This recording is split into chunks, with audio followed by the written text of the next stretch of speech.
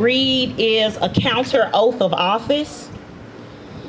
So after November 16th, I began to, just think about the different oaths that we swear people who are supposed to be kind of stewards of our safety to. So this is a counter oath of office. He will say, I do solemnly.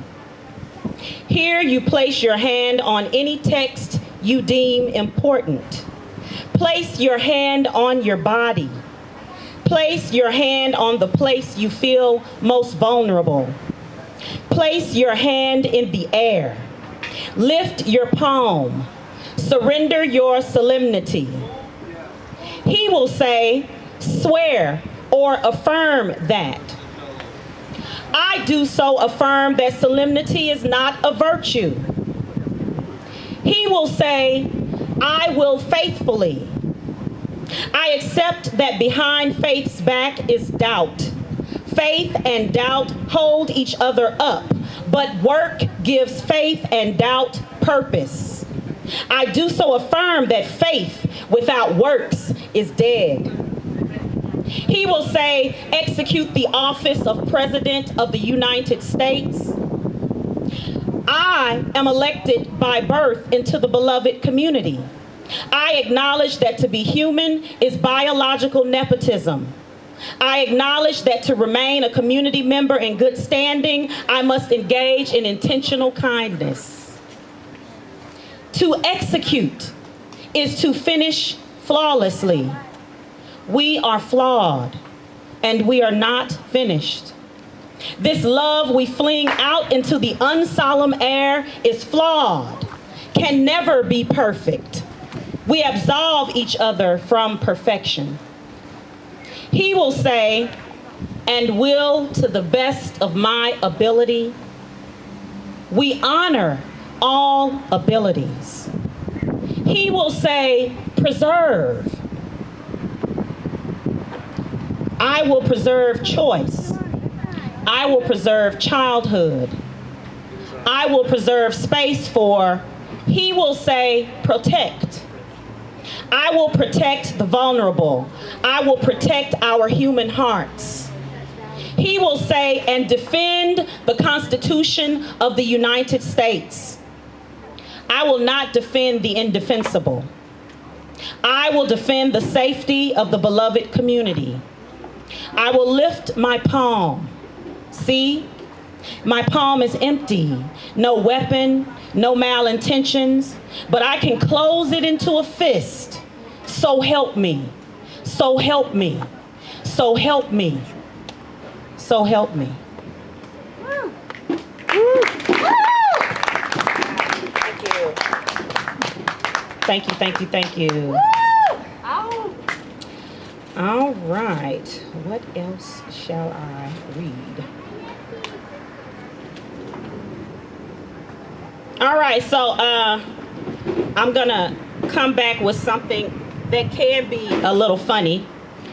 So as a single woman on the Tinders, I'm always I'm always running into some goddamn foolishness.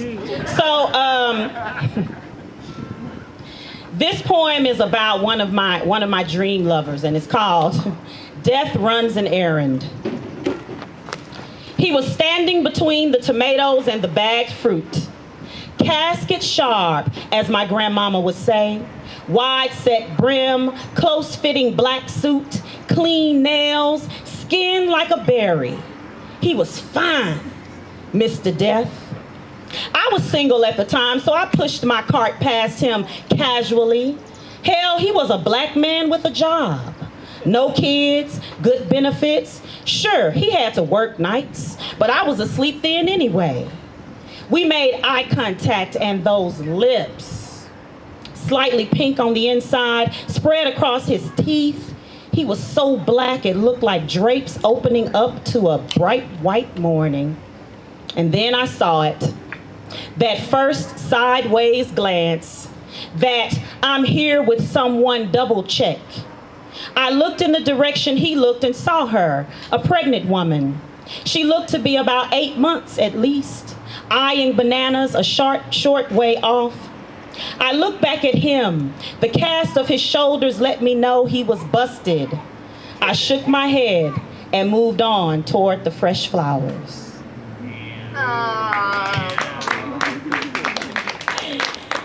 Call me. Okay. That one set off the fireworks. Okay. I think I'm gonna read 2 more. So I think that I'm going to read the one that I love to read for women. And if I can just find it, life will be good.